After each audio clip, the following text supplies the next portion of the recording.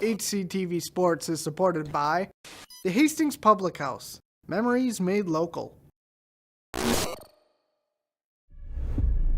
First goal of the year goes for the Raiders. Oh, beautiful shot there. Nicely done. Gets the pin. Oh, was that beautiful? Onside kick, and it's recovered by Hastings.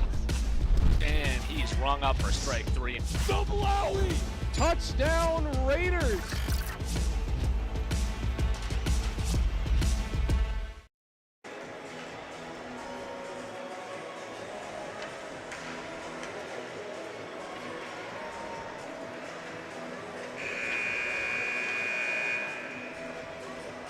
All right, we're back here, Hastings Community Television.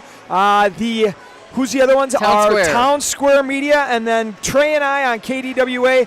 We are getting ready for a very, very big game. Exciting matchup, hopefully coming up here between the Hastings Raiders boys hockey team with a record of 11-4-1 versus the St. Thomas Academy Cadets at 15-5. Only common opponents, Simley and South St. Paul. Hastings has beat Simley twice. Hastings has beat South St. Paul twice. Simley just once? Just once. That's right, just once. Farmington twice. Yep.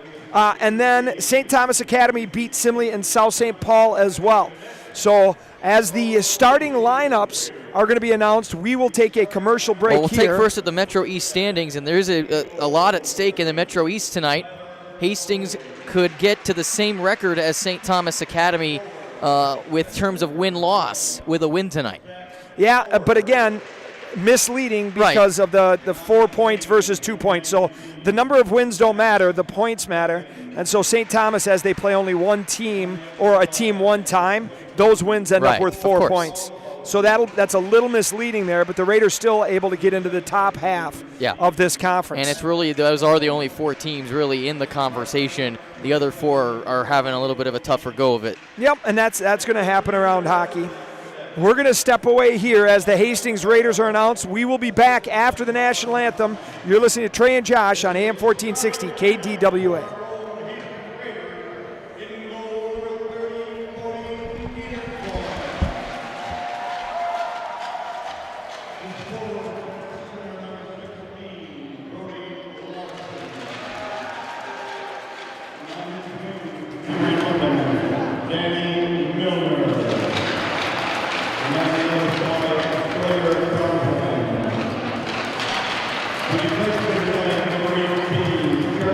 Williams.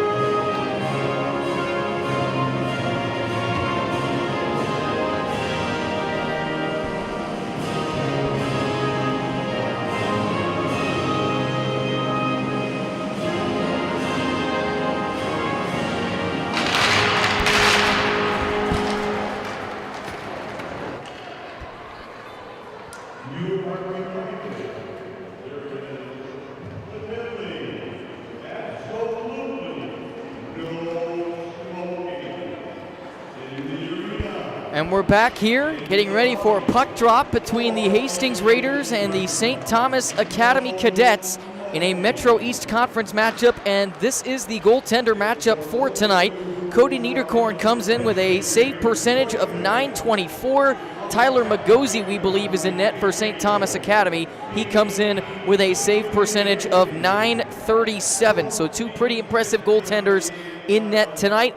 And most importantly, Hastings comes in with 3.62 goals per game, 2.44 goals against, and they're 36.2% on the power play, 86.8% on the kill. STA comes in 20% on the power play, 83 on the kill, 3.65 goals per game, so pretty much the same, and then 1.71 goals against. Yeah, I on paper, this looks really evenly matched.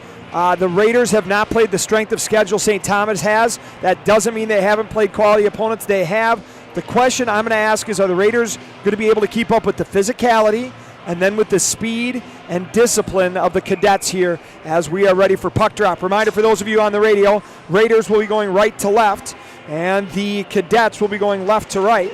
And when we look at this, reminder, I'll use Niederkorn and Magosi as our landmarks here. Puck now in the neutral zone. Flipped over to Milner, near side, which is by the boards here for the players. He's going to dump it ahead. Larson comes in, Chumslin with wrister shot, and Magosi swallows that right away. Chumslin right on the net. I like the start there. I know we were only 15 seconds in, but getting the first shot on net shows that this team probably feels like they have the ability to make some pressure. Yep, the goal for the Raiders, again, is to prove to themselves early on that they can skate with them. So keep it close, shorten this game, battle, stay out of the box. Right? Don't want to give St. Thomas that man advantage, and then convert your chances when you have them. Now that puck is won by the Raiders, chipped down, mishandled by one of the Hastings Raiders. Now here come the Cadets. Driving in, centering pass, shot save, Niederkorn rebound, net is loose, and that goes off the post. As that was number 14. We mentioned him in the pregame on the radio. Tommy Cronin for the Cadets, their leading scorer. He has 31 points through 21 games. And this was a grade A chance right off the hop for St. Thomas Academy. Centering pass right there in front of Niederkorn, and he played it perfectly. Yeah, good job. Rebound came out a little hot, but luckily the Raiders collapsed to take care of any problems. So near side in front of the student section is Shanks taking the face-off. Puck is won by the Cadets. They're going to set it up. Here's that high play by Cronin. Now turnover. Off to the races, Vanderhoff. He's got Getza against him. Vanderhoff, shot, save by Magosi, and the Raiders have to feel good in this first minute here. The key is going to be making sure we don't get too high or too low and just stay with them. We had mentioned the pregame on the radio as well, the number of Raiders players coming off of small injuries as there's a turnover in the neutral zone. Vanderhoff again going, Mark Denoyer is still out with an upper body injury, but Chumslin, who missed yesterday's game, is back, and that is huge for the Raiders as that allows them to get their lines a little bit back towards where they're used to. Yeah, and you could tell that they were missing Chumslin's presence yesterday, especially on the kill. They were perfect on the kill, but you could tell they were missing his presence as Vanderhoff on the breakaway. Man, I felt like he could have shot that a little earlier. A tough situation there with that back pressure, trying to get the puck outside of Magosi's frame. Now St. Thomas centering, chips it into the middle. We're in the neutral zone after a miss, like kind of an errant icing call. Wrong left to right behind Niederkorn.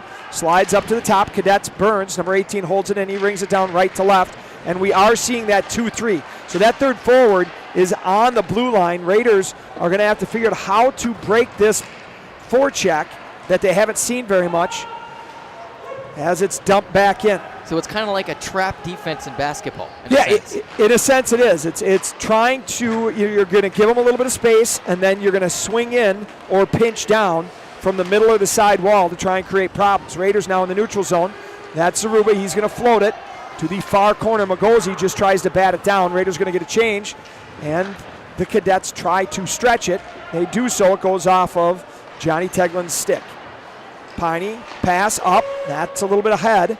Rung around left to right again. And on the near side boards, Teglin tries to lay some wood.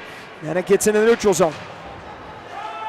offside, so the Cadets will have to retreat. Teglin has it, flipped up, near side by the Raiders bench is Milner, unable to get it deep.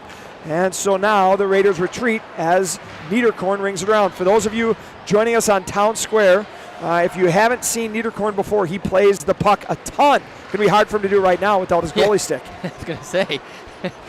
Now he gets a gift from Milner. That stick's a little bit small. Tip, saved by Niederkorn, and the rebound is controlled. He is going to, flat out, Niederkorn leads a lot of these Raiders breakouts. He basically has carte blanche to do with it what he wants. Puck ripped up here as we look at that replay, that shot, as the stick just looks a little awkward in Niederkorn's hand with that little skinny twig. I was gonna say, that's not right. Niederkorn with his thicker paddle now. 14-17 left here in the first period. Raiders and Cadets scoreless. Raiders have had some grade A chances despite the Cadets having more time in the zone. Cadets work up the wall. That's going to slide out in the neutral zone as Dietz sends it left to right and then chipped in. Carlson throws the hip, but the guy skates past. Into the corner he goes. Cronin, now that's the gentleman we got to watch out for here. 14 leads this team in points. Sent behind the net to Cronin. Cronin behind his back shot. What a beautiful play. Niederkorn, that just hit the side of the net. That is a grade A chance from a very dangerous play. Cronin, as we get a whistle here, drives left to right behind the net, pulls the goaltender, and then passes behind him to a sweeping in St. Thomas player. Niederkorn didn't see it, neither did the rest of the Raiders. That hit the side of the net, and we're about 3 inches away from trailing 1-0. Yeah, I mean, I know that Hastings has had a lot of time in their own zone here early on, but I like what I've seen so far. Yeah. Again, the question is going to be what chances to give up. They've had some turnovers. We saw a brilliant couple of plays by Vanderhoff there. Now the Cadets shot, save, Niederkorn kicked out. Zaruba tries to get it out, and we're going to get a power play here. Raiders are going to go to the man advantage as Simpson turns it over. We're going to probably have an interference. Yep, as that's going to go against the Cadets as Zaruba goes up to play the puck and just gets hammered from the side there. So that'll be number 9 for the Cadets. Dozen. Will Dozen. So a penalty for St. Thomas Academy at the 13:26 mark. Yeah, we get to see this 36% power play for the Raiders get an opportunity. They got one last night against Farmington. Made that 50% night on the power play. Now they win it, set it up on this left-hand side. Quickly pushed over. St. Thomas very aggressive up top. Actually very aggressive all over. They're going to set it down. Vanderhoff tries to get a piece of it, but the Cadets already send it to the neutral zone, and that'll be Larson chasing back. Into the Raiders zone goes Larson. He's going to chip it behind the net for Piney. So St. Thomas sets up a diamond in the neutral zone. Piney's going to lead the Raiders out. Gives it to the right side. Chipped ahead. Exactly what St. Thomas wanted. They send it ahead, and it's going to be dumped back down. Piney now sending it up, trying to take advantage of a St. Thomas change. Unable to do so as Zagoda has it pipped off his stick. Now Vanderhoff loses it. Driving to the net is a short-handed St. Thomas, unable to get that tucked in backside. So we're down to 1:10 here on this power play.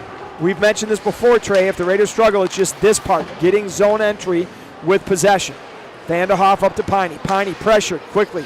Has to send it to Larson. He's pressured. Puck centers to Zagoda. Shot. That hits a body in front. Doesn't get all the way to Magosi. And then the Cadets send it 200 feet down to Niederkorn. Yeah, I agree with you. You know, they're struggling to get zone entry, but once they get zone entry, this power play is pretty lethal. Absolutely, it's looked well.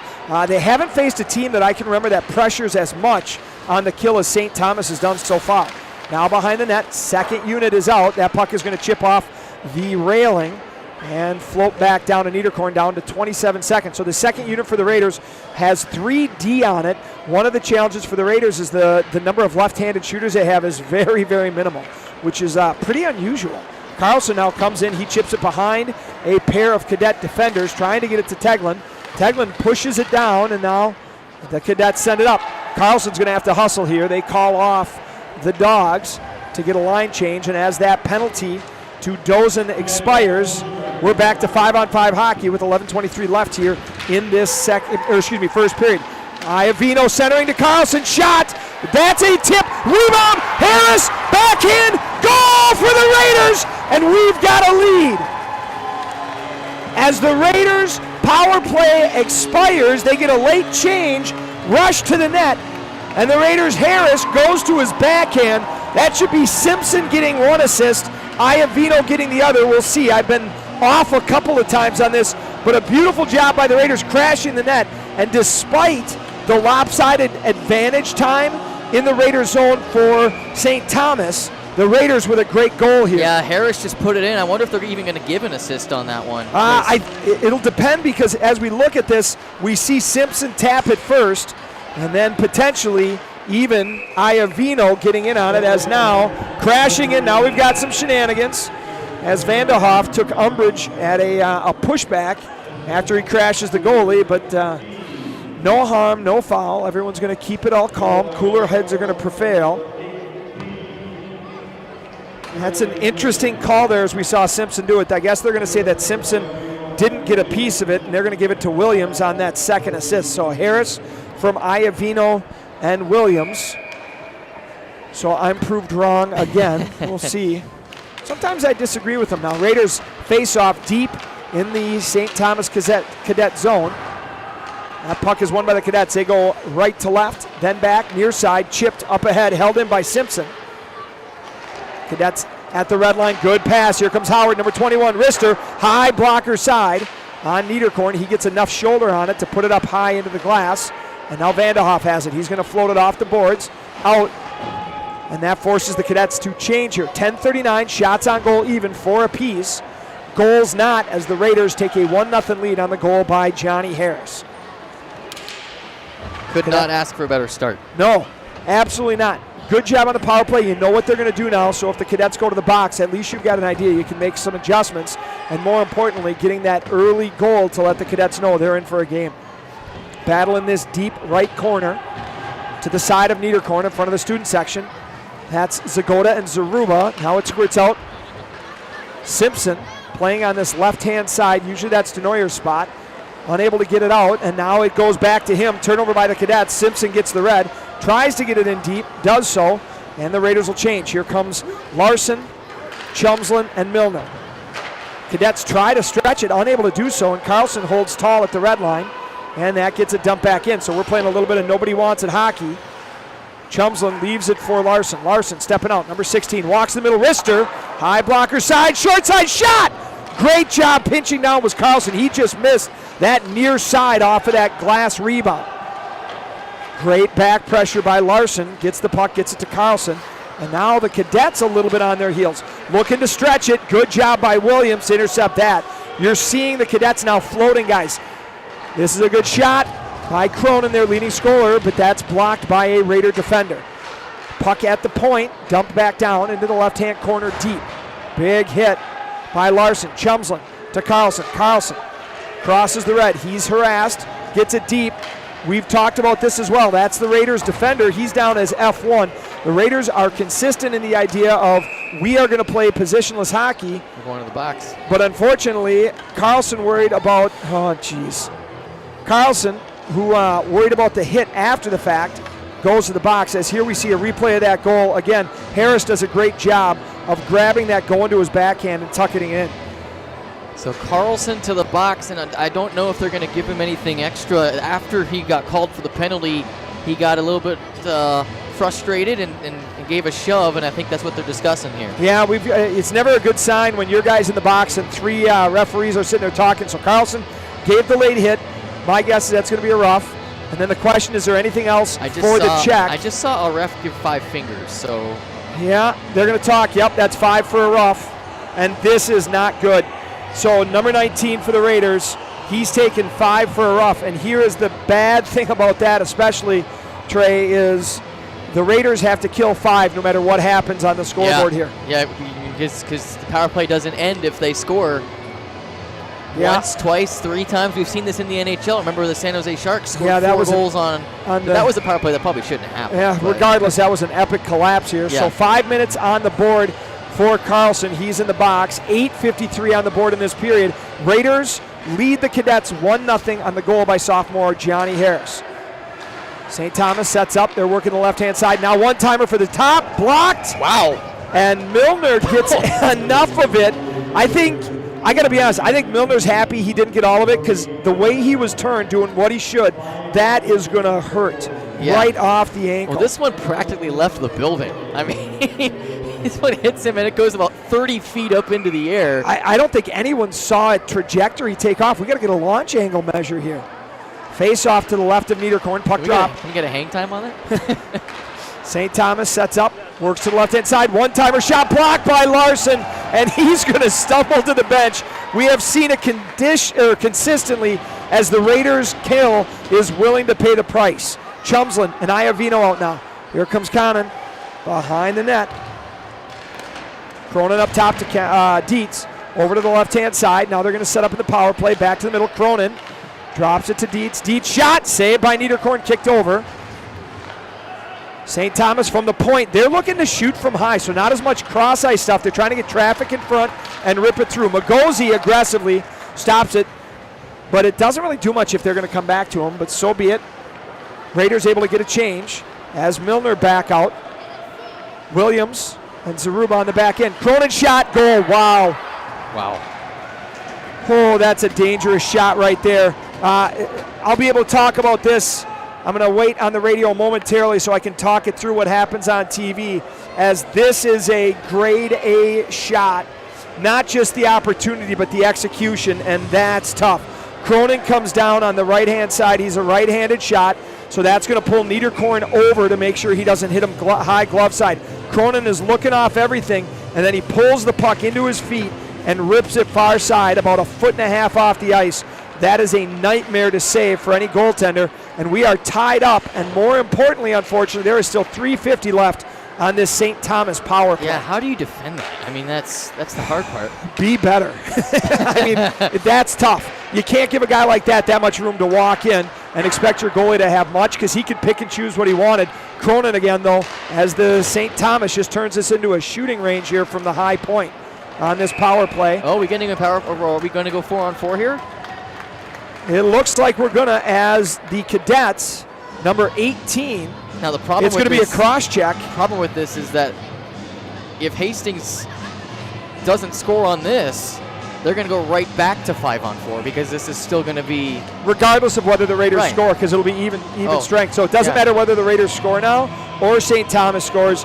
We're going to have 4-on-4 for 2 minutes, and then 1:27 left back on the kill. The one good thing, though, for the Raiders with this is 4-on-4. Now you're not down chasing, and they're going to get a face-off in the far zone. This is going to be Harris. Harris and Vanderhoff stepping in. Chipped in. Now Cronin tries to come up, steps out. Williams across ice to Harris. Harris at the Raiders, St. Thomas blue, backs it up. So the Raiders more worried about possession. Smart play here as Zaruba and Williams play with it. Williams runs out of space and chips it out, as number 5 Savino has to go back. Cadets behind their own net. They drop it back again. Now up the near hand side. Cronin has it, number 14. That's a shot you just kind of have to tip your cap. That tied it up. He now has it. He's trying to work Zaruba. Unable to do so. Good job by Zaruba keeping his stick in between and pushing the St. Thomas Cadets behind the net. 1:10 left on 4-on-4 hockey here in the second period. Then the Raiders will be back to a kill as Carlson finishes serving that 5-minute major for roughing. D to D, down low. Cadets trying to work almost like a box and one without the one here. Behind the net. We've seen the Cadets, by the way, working the puck low to high a lot and then just ripping it. Here comes number 27, Dietz. Dietz sidesteps a pressing Vanderhoff, number 14. They have been out here a while. Vanderhoff and Harris. Now over to the side, Cronin, number 12. Nope, that's Murray, my bad. Slides it over now. That's the other Cronin. Yep. Is that 13? That's 13. 13. So the younger Cronin, Patch Cronin. Not a name I'm used to hearing here, but that's okay, as the Raiders successfully send it down the ice to avoid any kind of penalty. Almost got on Milner's stick there, but St. Thomas completes the pass. Chipped out to the neutral zone, pressured by Larson. So you can see the Raiders kind of preparing for the kill here. Now a turnover. Larson looking for Milner, but there is nothing but navy blue jerseys between him and Milner. Now centered. That goes a little high as Milner was trying to read him. What I was going to say is you can see by who the Raiders put out at the end of that 4-on-4 what they're getting ready for, which is the kill. So Larson and Milner out. On the back end, Piney and Tegland. Raiders have 1:15 left here to kill to get back to 5-on-5 hockey. Cronin, dish, side, shot, saved by Niederkorn, challenging way out into the white paint. Stops that and holds on to the rebound as Cronin was driving the net. Yeah, that could have been dangerous if it got through. Yeah, and I think number 19, Max Candon, was the one that maybe put that on net, but Niederkorn up to the task. Other than the goal by Cronin, Niederkorn's been great so far. Absolutely controlling his rebound, seeing the puck as here's a battle to the left of the aforementioned Niederkorn. Behind the net to Tegland. Tegland tries to get it up. A little bit off balance there, and now the puck is buried in that near side corner, squirts behind, and the Cadets will ring it right to left around. They set up at top. Here's 14 Cronin.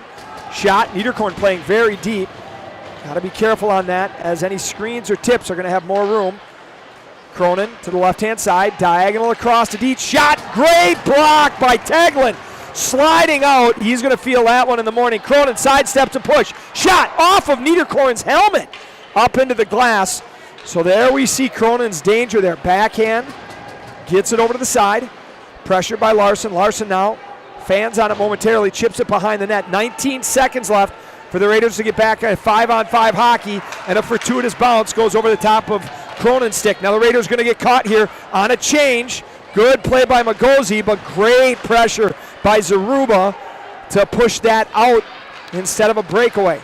As that stick being slapped on the other side is Magosi. Carlson hops on the ice, and the Raiders now are 5-on-5 with 3:48 left. That one-goal lead disappeared, but let's be honest, Trey, getting out a 5-minute major with only one goal against St. Thomas, that's a win. That's a win for sure. I was going to say the same thing. Yeah, puck dumped right to left, and now the Raiders forced to regroup, then chips it back as number 2, Jake Faith, gets it. Cadets go left to right behind the net. Centering pass, turnover, Zagota has it. Now shot by Simpson, finds a body, then Iavino comes in, shoots it, and another block by the Cadets. Chipped up high and around. Williams tries to hold it at the blue line. Luckily that does so momentarily and allows him to get back to defend.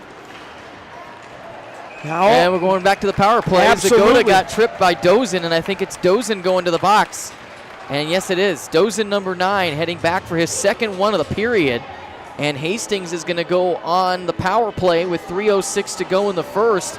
And this is a big power play. It kind of feels like early in this game, but also interesting to see that how many penalties have been called already. Absolutely, but again, they are penalties. That one there, yep. We can see it on the replay. He gets his left arm with his stick wrapped around Zagota and just hauls him down. So the Raiders on the advantage now here, second time this period. Piney gives it over. Larson dumps it back to Vanderhoff, and again, you can see the pressure St. Thomas is pushing right away. Bring it around, Milner. He's going to want to get it to Vanderhoff. Chips it up. That's not where the Raiders want it, and it's dumped 200 feet down towards Niederkorn's net. Puck stopped. Niederkorn sets it. Piney's going to get it behind the net and wait for the Raiders. If you look in the neutral zone, they're just setting up a diamond. This is just a trap situation. They're going to force him to the side. Cronin's going to swing with it, and there we see the stick on it. Breaks up any kind of momentum. Larson with a great job, though, to chip it over and momentarily get the zone.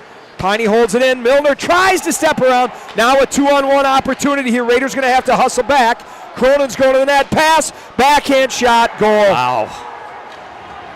Short-hander, and that hurts. The Raiders on the kill. We saw the turnover happen, and the St. Thomas Cadets jumped on it right away. I'm sure if you've listened to me, you could hear my voice as I knew that was trouble. Cronin going right to the net. They hit him. He's going to go against the grain as that a right-handed shot. That puck goes left to right on it. Niederkorn has to sprawl out. There's no way around it. Great pass through the triangle. He tries the old Vasilevsky, and that time it didn't work. That's where we got to do the Jonathan Quick drill, and regardless, the Raiders now trail 2-1 here with 2 minutes left here in the first period. 1 minute left on this power play as Dozen still sits, and now we have another penalty. This is going to be a trip on Howard. So now STA is going to go down to a 5-on-3, but they've got the lead at 2-on-1, or 2-1 on this shorthanded goal from Cronin from Murray. I guarantee that that Randolph is not going to be happy with the number of times STA has gone to the box. This is their 4th penalty of the first period. Raiders only with 1. Unfortunately, it was a 5-minute. Yeah. Scoring some here on that last one, Trey. The first one was unassisted, and then he gets the second one from Peter Murray, number 12. So Tommy Cronin goes from 31 to 33 points in less than 17 minutes here, and there's a reason he scores. Both plays beautiful, and not just what he does to finish, but the stuff he does ahead of playing that puck is pretty impressive so far. So Raiders going to have to find an answer to that. Now Williams gives it left to right, back to Williams, back to Piney. Shot swallowed by Magosi, so I think he was able to see that. So the Raiders with a 5-on-3 for 44 seconds here, and then will effectively, if they don't score, finish this first period on the power play. Yeah, there'll be 1 second left on the power play to start the second, so that doesn't really matter. No. So the Raiders switching up what they're doing here a little bit. We see them with a little bit of a mix match here on this 5-on-3 of who they've got. Part of that is the hands they want to get as it's dumped down. Niederkorn sets it for Williams behind. They've got Piney on his right. That's who gets it. Swinging with him is Teglin. Part of that is Teglin's a lefty, so they're going to dump it around. Vanderhoff has to hustle, does a good job of pinning, which allows Larson to get in there and help out. So 1-on-2. Dietz chips it around, and St. Thomas throws it. Piney gets a stick on it, and Williams catches it. Turning is Williams, trying to rush up. 13 seconds left on this 5-on-3 power play here. Williams into the corner with possession and then ridden off. Puck centered, bouncing to Piney. Piney over to Vanderhoff. Vanderhoff has time. Takes a look, shot. That's one he'd want back. There's not much there. Shoots high, short side. And as that puck goes out of play, the Raiders now will have 105 of power play, but only 104 in this first period. I think, to only be down 2-1 at this instance, I think you got to be happy with that, but obviously you're going to want that shorthanded goal back, I think. Yeah, that one hurts. They did a great job of killing off that first one, and then it is what it is, but the Raiders not in a terrible situation here despite that 5-minute kill. Still on the power play. Here comes Vanderhoff. He's pressured hard. The Raiders are going to have to work to support that as Vanderhoff loses it, and immediately we see a Cadet pounce. Zagota switches with Vanderhoff. Now Vandy has it. Tries to get it to Zagota. That's the play they've loved, where Vandy basically shoots it off Zagota's stick, and then he just ramps it in. I think his stick was a little bit flat there, and now we have another penalty as this one will be on the Raiders. Is this going to be Zagota? Yep. So we're going to look here. They're talking. I do not like that. Nope. As cooler heads, we would hope, prevail. While they talk real quick, Raiders 43-30 up over Hill Murray. That's girls basketball. That's what I'm hearing. I'm pretty sure. Here's the problem. I got Mr. Reuter, who's about 104, who says 43-30. And the boys get a victory tonight. They take down Hill Murray 91-67. So big win for the boys. They've been playing really well as of late. They just haven't been able to get a victory out of those games. So great, congratulations, Chad Fikema and staff, and that's got to feel really good. And unfortunately, what's not going to feel good is the referee's talking over here. Yeah. As for the second time. Hey, you're on TV. Get off your phone, man. I know. Sorry about that. Hey, I'm getting updates here. They're sending me. Look, Jordy Klimek, my scout in the sky, is telling me take a look at the offsides on some of this stuff. Also, talking about the reason that so many kids are right-handed might be some parental mistakes. But 5 minutes for Zagota. And that's the second 5-minute penalty the Raiders have taken in the first period. Can't have that. Nope. So 4-on-4 hockey to finish out this period. Chipped out to the blue line. Now stepping up. Shot by Piney. That goes to the near side. As the Raiders regroup it in the neutral zone. 9 seconds left. Larson is going to just dump it. And Milner's going to give chase. Milner forces the DDD pass. Right to left.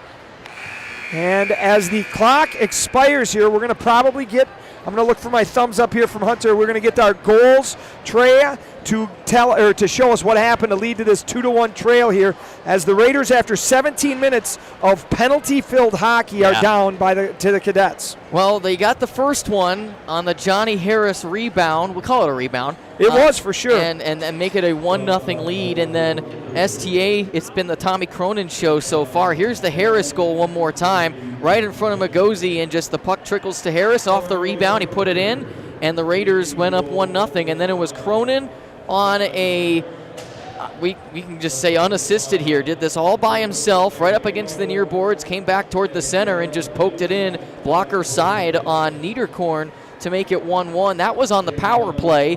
And then shorthanded, Murray off the boards gets it and then sends it to Cronin, who gets in front of a Raider and puts it in past Niederkorn to make it 2-1. And that's where we sit right now after one period of play. Shots on goal are 10-6 in favor of St. Thomas Academy. We'll be back on HCTV. We might have a coach's interview coming up there, but we are going to have a KDWA intermission coming up on the radio side, so stay with us on TV.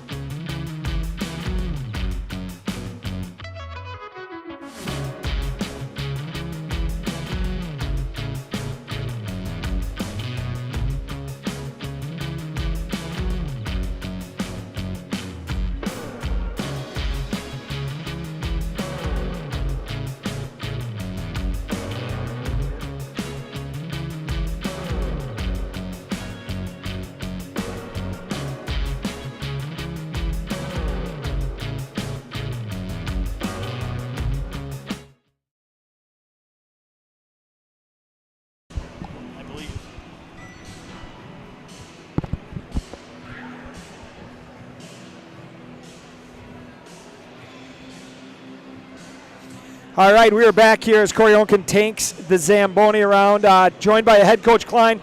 You know, things to be excited about in the first period, things to maybe be a little frustrated about in the first period. What's your reaction here after 17 minutes in the books? That was a good start. You know, we got to continue to be hard to play against. Obviously, we got to finish our checks a little differently if we're going to stay in the box this much. But we're in good places at the right times. We had chances outside of that. Obviously, they're really good, really skilled, really fast.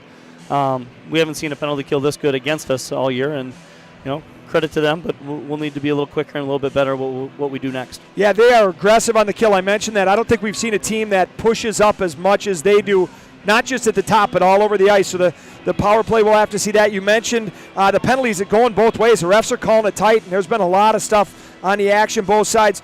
Cronin with a couple of great moves. Some thoughts on how you're going to slow down some skilled players like that? No, it just takes a village. I mean, it's not our defense's job to stop them. It's our team's job. So our goalie will be good. We got to get back with 5, and our first, back checker back is going to be important. So is our second. So it's going to take all of us, and we can do it. Last thing to mention here is you say it takes a village. Man, we saw guys laying out to block shots. Milner almost lost his foot on that one with a rocket. Teglin just sliding out. How do you get guys to buy in so consistently to sell out for the rest of their teammates? Oh, they do it for their teammates. I mean, there's a reason they're on the ice. They're great killers, but they do it for the guy they're playing next to. Guys on the bench. We hope the guys on the bench would do it for them as well, and we've seen that. We need to do it again. Absolutely. Coach Klein, I know you got a lot to do. Thank you so much for taking a moment here with us. For those of you on HCTV, they're going to watch Corey here take a couple trips around, and those of you on the radio, we're going to take a commercial break. We will be back here for our first period recap on AM 1460 KDWA.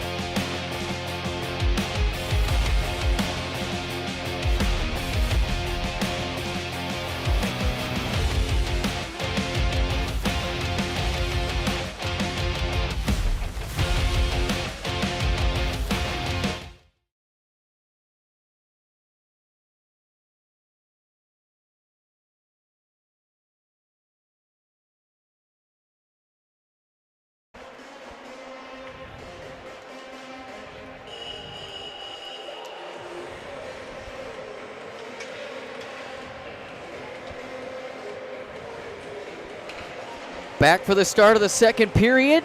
Hastings Raiders trail the St. Thomas Academy Cadets by a 2-1 score.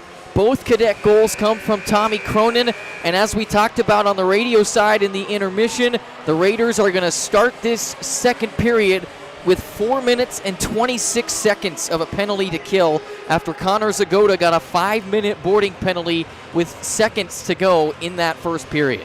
Yeah, and that's going to be a challenge for the Raiders. Not only the fact that it's another 4:27 of killing, but the Raiders come off a very, very emotional game last night that they had to fight and scrap right to that last second. It was 6-on-5 as Farmington had pulled their goalie for about 2:40-ish, give or take. About 2:47 left, I think, when they pulled him. That sounds about right. By the way, they did change that third goal. We mentioned it last night that we had it as Carlson, and they did change it to Charlie Williams. So he did get credit for that third goal last night. That's good, and I'm going to, after watching the replay while you were calling it, I'm going to change that second assist from Williams to Simpson, and I will lobby for that with the guys downstairs. Nothing against Simpson, but making sure, nothing against Williams, but making sure the right guy gets it here. Raiders, nice packed house here. Again, people filling in late. St. Thomas side not as full, but a lot of alumni here. Yeah, and the people that were watching girls basketball get the win over Hill Murray tonight, make your way over here and see the rest of this one. Congratulations to both Hastings basketball teams. It's a sweep of the Pioneers tonight. So that always feels good. That's awesome. We will be on the radio side going left to right. Cody Niederkorn in the left underneath the training facility that led to a broken nose the other night for Zagoda. And then Magosi, the netminder for St. Thomas, under the new scoreboard here as Cronin steps in, number 14. He has hammered the Raiders for 2 goals already. And this punk is dumped in left to right. And the Raiders will chase deep in their zone.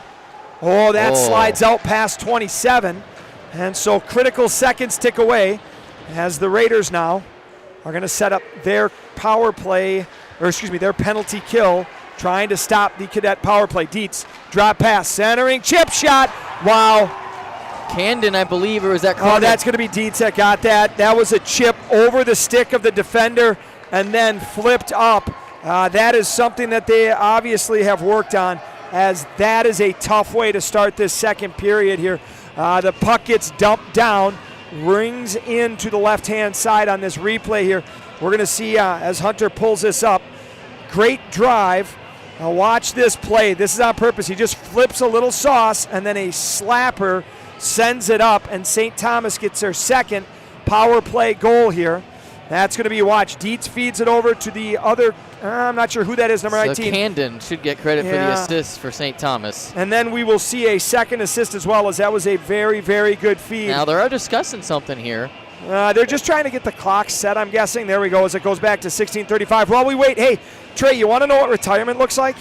Retirement is when you sit at home on a couch in Red Wing watching YouTube of your son babble on TV because you have that little of a social life. You know who that is? That's my parents. So thanks for tuning in, but holy cannoli, don't you have Bridge Club or something? Puck dumped down here on the right-hand side as the Raiders go back to work on the kill here. Teglin behind the net, relieved of his pressure by Zaruba. Now back to the top. Cronin to this short side. Back up to the top. Cronin going to drag and wristed shot. Blockered up by Niederkorn. So the Raiders will get a whistle with 3:31 left here on this 5-minute power play to Zagoda. Scoring summary on that one, Trey? It's as we had it. Dietz from Camden, although they announced it as Olsen, but he wasn't definitely not on the ice. No. It was Dietz for sure. Yeah, that was a beautiful set play. Tough one there by Niederkorn as it's chipped one time off a sauce pass up over his glove. And while there's only 12 shots on goal, 3 of them have found the back of the twine, and the Raiders still have 3:30 left here to try and kill off. Howard now sends it to the middle. Over to the right side. Shot! Saved by Niederkorn. That one got off of Dietz's stick quick. So how do the Raiders restructure this now? You're down 2 goals now, 3-1. You still have 3:19 left to kill. Got plenty of time left in this game to get back into it. How do you refocus? I think the key is first, you're in plug the dam mode right now for 3:19.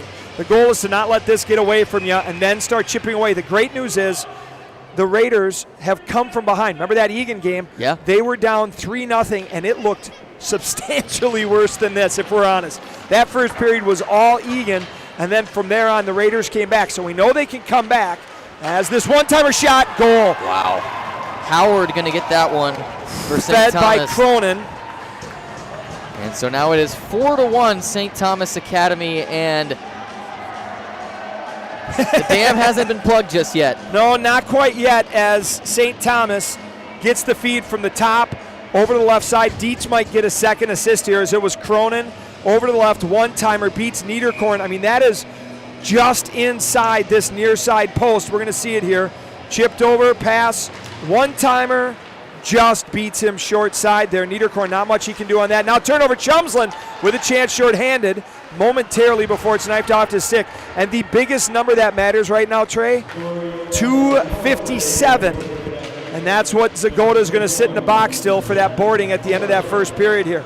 Now Williams battling, puck squirts out top. Howard has the puck. He had that last goal. Back to Cronin. Cronin walks, gives it to the other side. Dietz, wrister, shot, save, Niederkorn, rebound, hops out onto Williams' stick. He's on his backhand, so that's a turnover. Up to the top for Howard. Howard to Cronin, right at the top. He slow drags it. And we're going to have a slash or an interference on St. Thomas.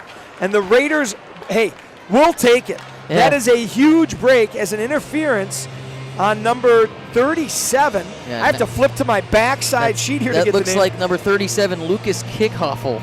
Oh, boy, say that again. Kickhoffel. Try again. Kickhoffel. I like it. No, we'll go with whatever you come up with. Kickoffle's going to get an interference. Kickhoffel, and if you're watching and you're from St. Thomas and we do mispronounce a name, please let them know on the chat, and we'll make sure to correct that for you. Will we? Yeah. All right, Trey will.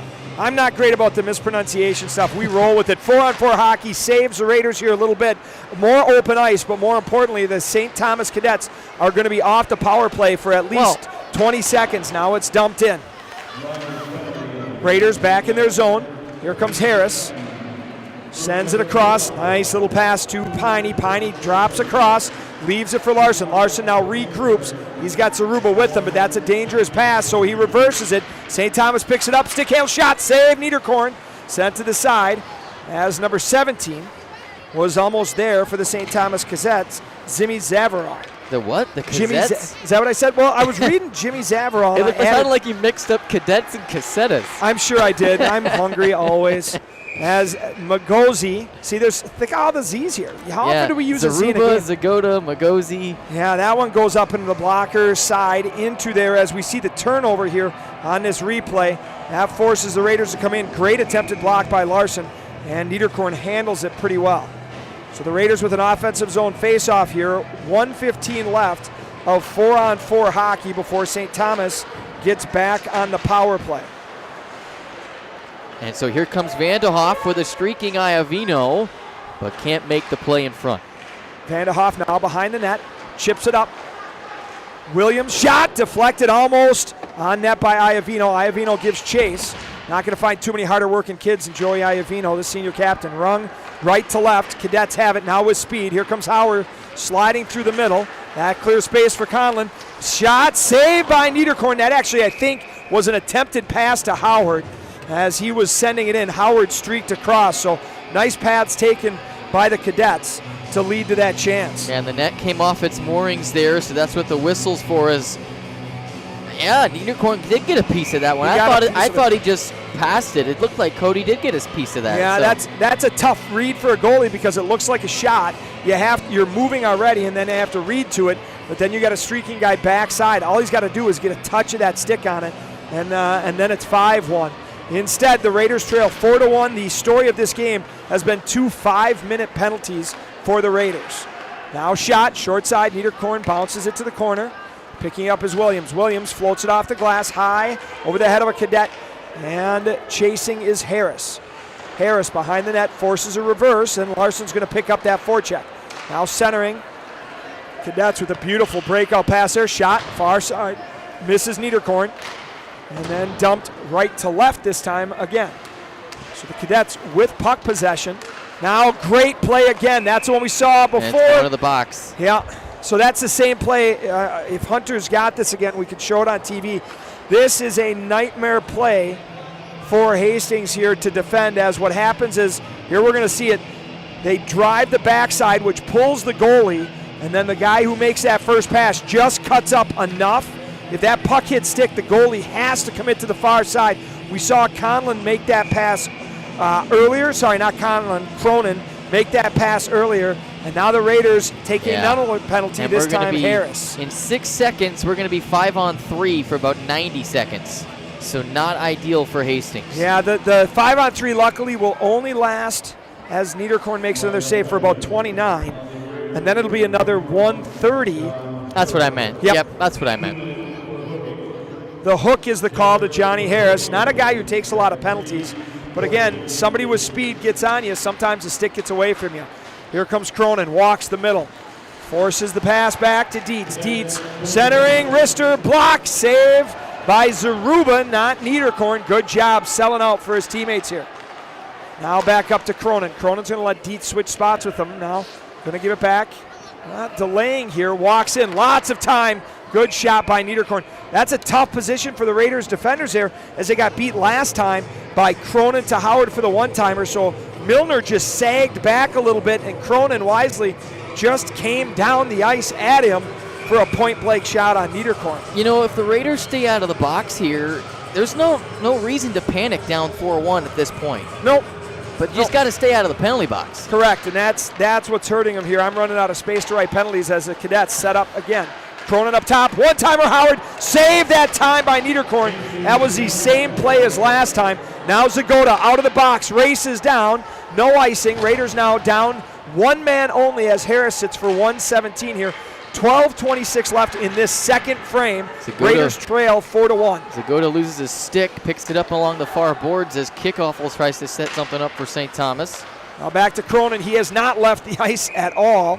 Shot. Niederkorn gets enough of his mitt on it. He's doing his best Jack Hughes impression. Yeah, he's finally coming off now here. And again, when you're on the power play, you're not going to burn up a ton of energy necessarily, as we see this one go back up top. And there's the save by Niederkorn. Again, it goes sidewall, top, to that same left side that Vanderhoff sets up. It's Howard for them. He one-times it. Niederkorn sees it in clearly, gets that waffler on it. That's what they used to be called, the blocker. Yeah. It used to be the old big, nasty circle cutouts. Looked like somebody made a bad waffle and you got stuck with it. But knocks it into the corner here. Now the Raiders trying to get it out of the zone here. Iavino killing with Chumsland. Flips behind them, and a good job by Carlson. Rings it down as Magosi sets it up. Pressuring is Chumsland. Chumsland working his way back. Forces a pass left to right. Now here come the Cadets as they get the red and dump it in. Carlson's going to have to hustle. He's got 22 flying in on him. That creates a challenge for him, and Teglin picks up the mess. Chips it out in the neutral zone. 30 seconds left for Harris, and then the Raiders, after what feels like 2 games, will be back on 5-on-5 hockey. Yeah. It has been a while, hasn't it? Yeah, it feels like it's been a month. Yeah, we've had some 4-on-4 hockey, so it was even strength, but it has not been a lot of 5-on-5 for the Raiders.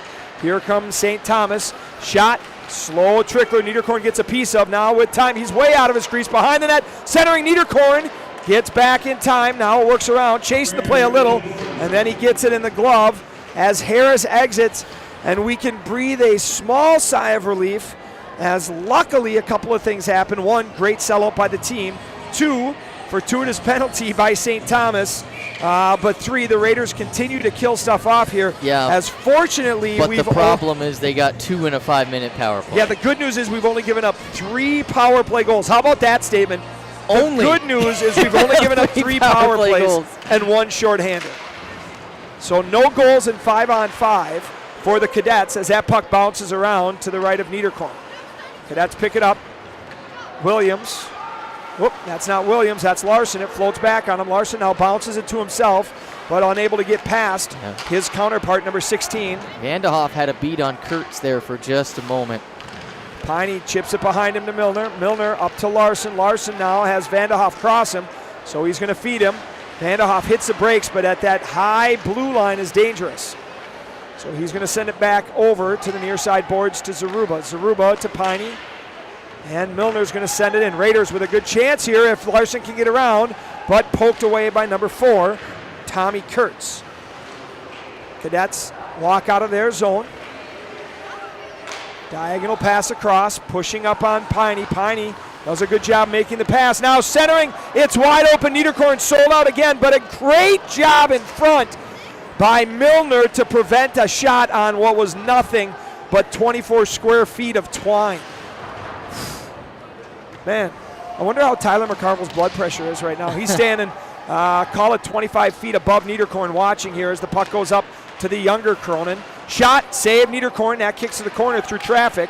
And the Raiders now chasing deep in their zone. Shots on goal, 23-6. Hard for the Raiders to mount much against a team as talented as St. Thomas, let alone when you're trailing. Stick goes flying for Zaruba. He picks it back up, and down goes a yellow jersey. And then we play bounce hockey here. And the Raiders are going to wisely ice it, and that will give them a moment here to regroup, get a line change, and I'm going to take a sip of Gatorade here, Trey. Yeah, 9:23 to go. Cody Niederkorn's doing the same exact thing as my partner, Josh Colvin, taking a sip of a beverage here. And he's working harder than I am. But again, St. Thomas is getting it done on the power play, but in 5-on-5, it kind of feels, we haven't seen a lot of it, enough of it to really know, but it kind of feels like Hastings is a little bit, obviously, more well-versed in the 5-on-5. Yeah. I will say, if there's one thing that if we're going to get stuck on for a long time, the Raiders on the kill doesn't give me too much anxiety most nights. Now St. Thomas forced to regroup. They're going to give it back to Cronin. And I feel like he's got the puck every time he's on the ice as the Cadets ring it around to Niederkorn. Niederkorn are going to set it up to Zagoda. He almost flips it to Shanks. One of the other things that being on the penalty kill for so long does too is guys get out of a routine because you're not killing with everyone. As St. Thomas walks in, shot saved by Niederkorn. So you've got guys like Shanks who've been on the bench for a while. Not everyone kills. That's just the reality of it, just like not everyone's on the power play. So as Cronin's been out a bunch, I guarantee there's a bunch of guys from St. Thomas going, hey, can we stay off the power play so I can get a shot here? Now shot, short side, Niederkorn saves that one. Bounces to the wall. 8:25 left here in this second frame. Cadets lead 4-1 over your hometown Hastings Raiders. Shanks now picks it up, sends to Zagoda. That goes through a skate. Now here's a chance, 2-on-1. Carlson tries to send it across, broken up by a sliding Cadet. Zagoda, short side, Chumsland, wrister, save Magoda. Oh boy, that was. And now we got a breakaway the other way for St. Thomas. Shot short side, that finds iron. And the Raiders, as a very dangerous change back and forth, allows. Hastings had they had that there on that. Was it a 3-on-1 essentially that they had? It was. Sliding play took that pass from Carlson away. And then as fast as you get up on them, they're going to come back, and that's the danger. Here we see it again. Chipped from Zagoda to Carlson. Carlson trying to find Chumsland, but I believe that was number 4 for the Cadets, Tommy Kurtz, who broke it up and then coming right back the other way. Yeah, that was number 17, Jimmy Zavorol. Yeah, and he found nothing but red pipe, or this would have been 5-1. Rung left to right behind Niederkorn, giving chases Piney. Now pushed all the way up to the top, right to left, D to D, then back around. So the St. Thomas Cadets worried more about possession than they are shots right now, as they're not going to settle for something that's going to potentially turn it over. You see him just trying to play keep away. As a good selling act by number 7 there in front. That was Oscar-worthy trying to draw the penalty as he got tangled up with Johnny Teglin. Oscar nominations were today, so that's a good. I'll throw that one out there for him. That was a good effort here as Teglin gets a red and dumps it in. Ooh, Teglin takes a seat. Cross ice pass from Larson to Harris is a little too far, as we have the full puree on lines as Harris was with Larson and Milner. Now Piney sends it in. That's going to count as a shot, but penalty coming. Nah, we've got no. I think referee is signaling the center ice face-off, so I'm going to guess it's going to be offsides with an intentional dump in. Got it. Yeah. I was hoping not a penalty. Look at this. Where am I going to write now? You need a second one. I know. Or a third one. That's Hastings Public School property there. I can't keep stealing paper from them. Face-off now, center ice. Iovino comes in. Lines a little bit back to normal here as Simpson, filling in for the injured Denoyer, takes that left-hand side across from Harris. Rung around. Williams tries to get it up, is ridden off the puck. That's that physicality that I expected to come from a Mike Randolph team. Simpson on the boards, battling. has his pocket pick. Zaruba's going to have to come behind and pick it up. Now he chips it a little bit too soft, and the turnover happens. Slides up, Cronin, wrister, shot. That goes high and wide and bounces over the back of Niederkorn right to the front, and that allows the Raiders to get out. Good play by Harris, finds Iovino. So Iovino tries the drop pass, but too much back pressure by the Cadets. And we are under 7 minutes, 6:15 left here. Second period, 4-1, the Cadets lead the Hastings Raiders. Cronin has two wide open in front, centers it, just misses. Shot, saved by, that was actually blocked by Williams there. Then Harris sends it across, chipped in behind by Iovino, and that allows a little bit of a change here. Simpson has Vanderhoff supporting, instead finds Iovino behind the net, trying to get in front, but Vanderhoff ridden off by his numerical counterpart. Piney chipped down.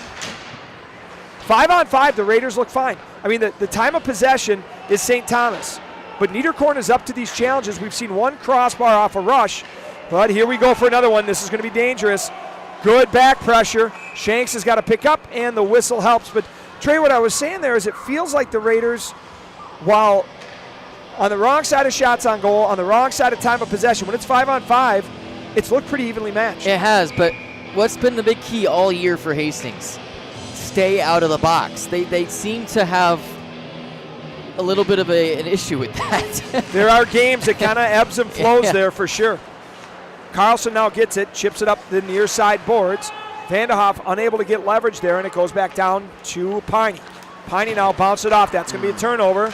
Luckily mishandled before slid back up to the Dietz. Dietz now trying to shift and shimmy. Gets a good shot on that. But Niederkorn puts the old blocker up and gets it to the corner. Now two Raiders collide with mostly each other, it looks like. And the puck squirts out before Piney chips it up. Turnover. Howard over to Dietz. He has to open up. Shot. That blocks. Rebound in front. Vanderhoff now clears it. Tries to. Not enough lumber on it. Howard walks in. He's already got one shot.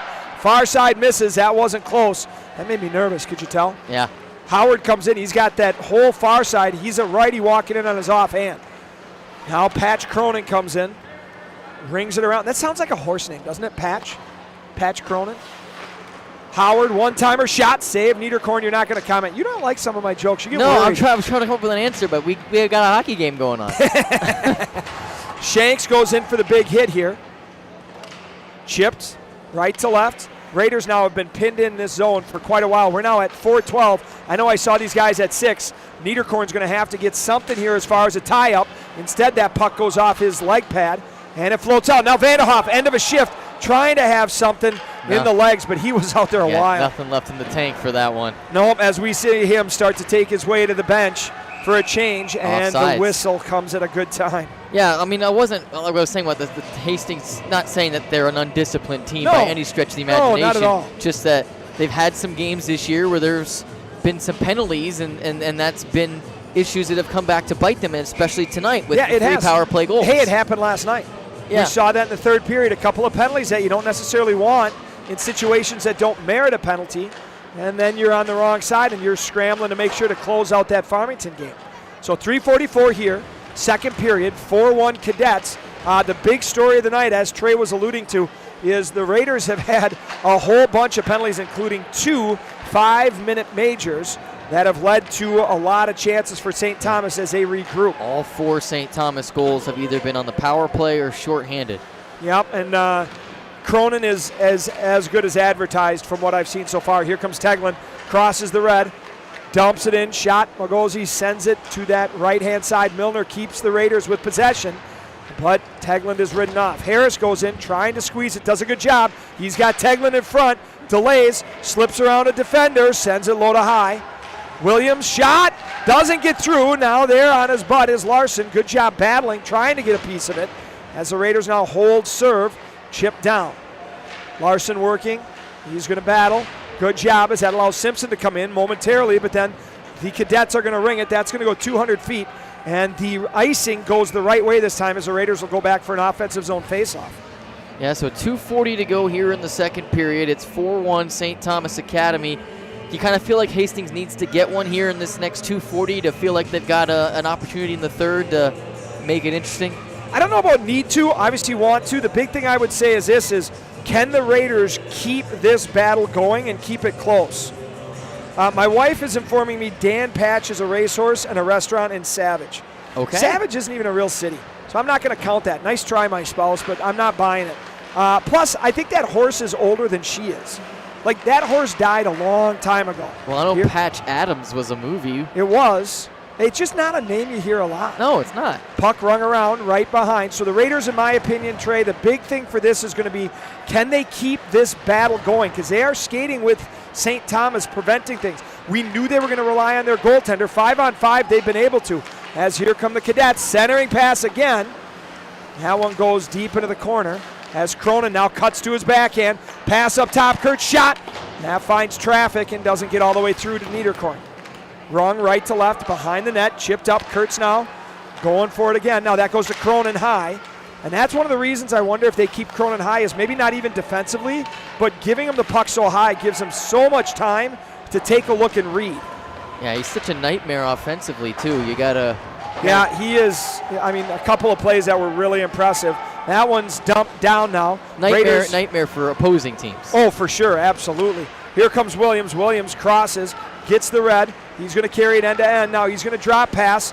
That's going to be Vanderhoff's shot, swallowed up. Oh no. And now Williams is back. Oh, boy. I wonder if that's in the cadet handbook.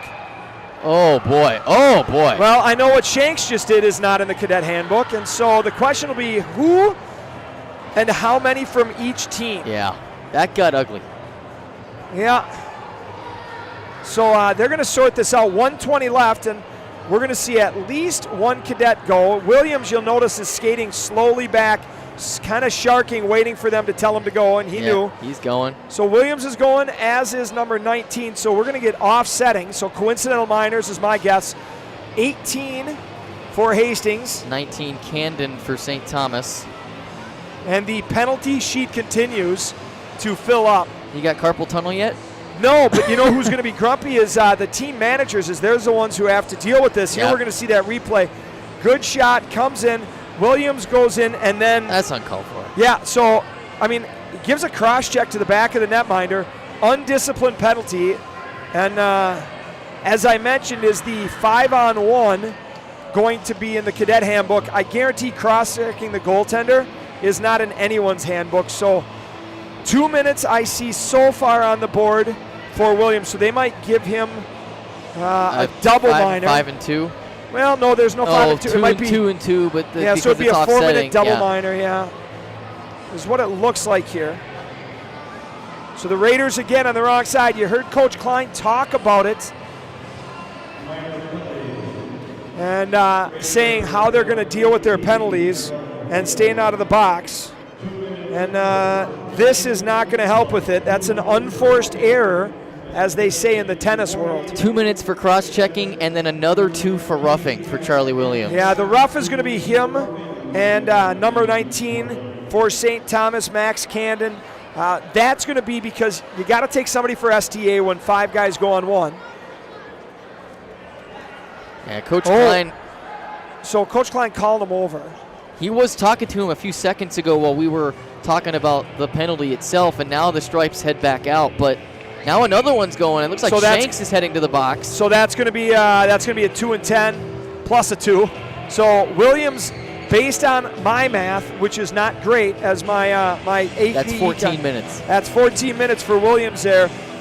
So he'll be sitting for quite a while, and Coach Klein going to be a little frustrated with the situation that led to that penalty, is my guess. So that's going to give St. Thomas another opportunity, and that's not what the Raiders wanted. Shot by Conan, backhand, saved by Niederkorn on 2 of them, saved 3, and here we go. Whistle blown as the net is off and the referees come in. You know what's interesting is I think Niederkorn's stick kept hitting the water bottle because it looked like it kept moving. Yeah. And I was waiting to see the puck drop, and I never did because it was in front. But a couple of great saves by Niederkorn there, as it started with Cronin again up top here, Trey, as we look at the replay. Just a massive humanity in front of Cody Niederkorn, but man, he got it with the stick. Did you see that? Yep, good leg save. Then he seals that short side, and then the battle ensues. So 1:03 left here in the second period, 1:43 left in the man advantage for St. Thomas.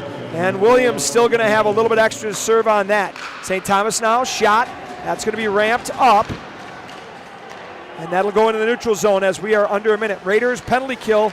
Man, if you're getting paid by the penalty that you kill, they're getting into overtime here. Dietz dropped to Cronin. Cronin, short side to Howard. Howard to Cronin up top. He's going to look for Dietz. And one-timer blocked by Milner. Back to Cronin, short side deflected by a Raider. That was Carlson right on Niederkorn. Quick stick keeps that out, and they regroup. Drop pass shot, deflected, goal. Cronin behind the back pass to Howard. Howard one times it. It goes off, I believe, a Raiders stick. So that'll be Cronin that gets the first assist. Howard gets his second power play goal of the game. Shanks comes out, but that's just to get rid of the offset or the extra penalty here. As we see, watch Cronin here drop behind his back, and there it looks like it's ramped off of Carlson's stick, and that goes high glove on Niederkorn, and that makes it 5-1 for the St. Thomas Academy Cadets here. Ooh. We'll see if there's a secondary assist. If there is, my guess is it'll be Dietz again. Those are the top three that worked that power play for him. Shanks now out back on the ice. He's surrounded by Zagoda and Vanderhoff. He keeps the puck in momentarily before it squirts out. Raiders offside, so they'll have to change. Now Vanderhoff shot, short side, pull, shot, save by Magosi. He has not seen action in a while, so the Raiders trying to capitalize, and as that horn blows, the second frame has ended, and much like the first frame ended, the Raiders do so with a yellow jersey sitting in timeout. We're going to have our scoring recap here, 6-1. 6-1, Trey? I think it's 5-1. Oh, it is. Yeah, Hunter's a product of the same math school I was, so that's not on him here. But 5-1. Look at that. Look at how quick he is and responsive. We're going to get a look at our second period scoring here, I believe, from Hunter momentarily here. This is that first goal, St. Thomas on that power play, Trey. Go ahead and take it away, buddy. Yeah, this was Dietz right at the circle, and then just what did you call that? That's a beautiful sauce pass. He just leaves it flat, and then a tip in. And so that was the first one. That made it 3-1, and then STA would get one here also after Hastings couldn't clear it. Cronin sets it up, passes it over to Howard, and then Howard from the circle gets it in, and then almost the exact same spot on the next one. Correct. It's just where the puck went. The first one, that one we just saw went short side. This one here, we're going to see the same setup. Cronin with the It was the pass. exact same spot. It is. That's where he sets up. That's the Ovechkin spot. Yeah. And you're just dropping it. He's unloading. That one, though, goes off a Raiders stick. And as Korionka goes out to Zamboni, we're going to say goodbye momentarily to HCTV. Join us back here for the third period. For those of us on KDWA, Trey and I are going to take a commercial break. We'll be back with our second period recap.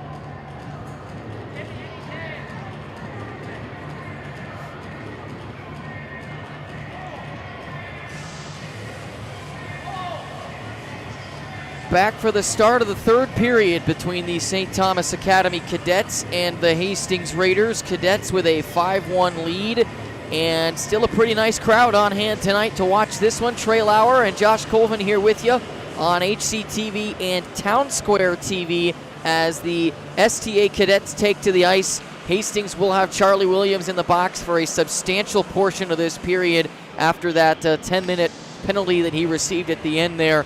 And again, big thing for Hastings here, try to keep this 5-on-5 and try to limit the damage. Yeah, it's going to be hard on the Raiders defenders with Williams in the box. He logs a lot of ice time. And so the good part is we're not shorthanded as a result. The bad part is we really are shorthanded on the bench. So somebody's going to have to step up and take care of those minutes for the Raiders. It'll be interesting to hear afterwards, off the air and off the record, what the locker room conversation was for this. So the Raiders have a hill to climb, you are correct. The good news is if they stay 5-on-5, they've been skating very, very well with the Cadets. You mentioned every goal has come, except for one, on a Raiders penalty kill. The lone exception to that goal for St. Thomas was a shorthanded goal. So special teams have been there tonight for St. Thomas. Raiders have struggled with that. And don't forget that Hastings doesn't get much of a break. They only get 1 day, and then they're right back at it on Thursday against Two Rivers, and then they finally get a nice little layoff. Yeah, and then we come back with Lakeville North in what flat out should be the game to see who gets the Section 1AA 2 seed, which is critical for playoffs. We've talked about this. Let's stay off of number 4. If we can get to 2-3 is great, but 2 is critical because of the ability now to get that last change. So face off here, center ice. Radio fans, we are going right to left again as Niederkorn is back under the new scoreboard, and Magosi, the netminder for St. Thomas, is to the left. Puck dumped to the left of Magosi, rung around, near side. St. Thomas sends it back. Behind the net they go on their own side, using it to delay. Centering pass, not enough stick there by the Raiders to prevent that puck from clearing out. Sent down, no icing as it goes right to left behind Niederkorn. On the ice is that line of Milner, Larson, and Chumslin. Chumslin doesn't look as tan as I thought he would after coming back from a little pre-college scouting visit there, visiting some family and checking things out. Raiders now get it in the neutral zone, but just momentarily, and then St. Thomas dumps it back in. So the Cadets get a change. Raiders still out there with this first group. Chumslin now has it centered to Milner. Milner wants to get the red, unable to do so, and now St. Thomas is going to be able to dump it back in and pin him in. So this is going to be the challenge for the Raiders here, Trey, is how do you break this forecheck? Right. And then how do you establish pressure? I agree 100%. Yeah, that's going to be a big question for them, as shot taken there on Niederkorn, but it doesn't hit the net. Nope, sent wide now, up top. Raiders, again, we talked about this. St. Thomas plays that 2-3. Great centering pass. That's deflected short side by the Cadets, and now held in by Burns. Bounced off of, that's Milner. We see this is the same guys that started this. Teglin, Piney on the back end have been out now for a minute and a half. More importantly, up front, Milner and we've gotten at least part of a change as Chumslin and Larson got off. But Milner's been out there as he takes one right off the side there as he hobbles to the bench. I laugh with love, Trey. Yeah. I laugh with joy because Milner's the one who keeps taking my parking spot as the Cadets make a nice move. You're not going to let that go, are you? No, because he's still going to take it. I have a 7th-hour class now, Trey, which means I can't sneak out of the building, which means Milner's going to win for the rest of the year. And that greatly bothers me. And so with 14:57 to go here in the third period, the Raiders trailing St. Thomas Academy 5-1. And again, big night for Hastings basketball teams. Both boys and girls take down Hill Murray, 91-67 for the boys, 46-35 for the girls. Great wins for them. Always fun to beat Hill Murray. Rister, that goes off Niederkorn and a post as he didn't saw all of it. He just dropped and got big, maybe a little bit deep. And that allowed that thing to ricochet off the post, but stayed out. 14:44 here. Raiders on their heels again as St. Thomas applying pressure. 2 down low. This time they are going to send a third forechecker down. So the Raiders are going to have to battle on that far side boards. Iavino comes up with it. Now the Raiders 3-on-2 come out. Iavino with speed. He's got Milner. He leaves it. Milner rings it back down below to Iavino. He's got Harris. Bounce pass to him. but the Cadets read that, and now they pick it up exiting their own zone. They cross the red, then the blue, pushed up on Carlson, puck protect driving, stick saved by Niederkorn. Net is going to be off as a Cadet is ridden into that far post. So we're going to get a stoppage of play at 14-10. Yeah, and Hastings right now just trying to do anything they can to just get this puck cleared and get down into the St. Thomas zone.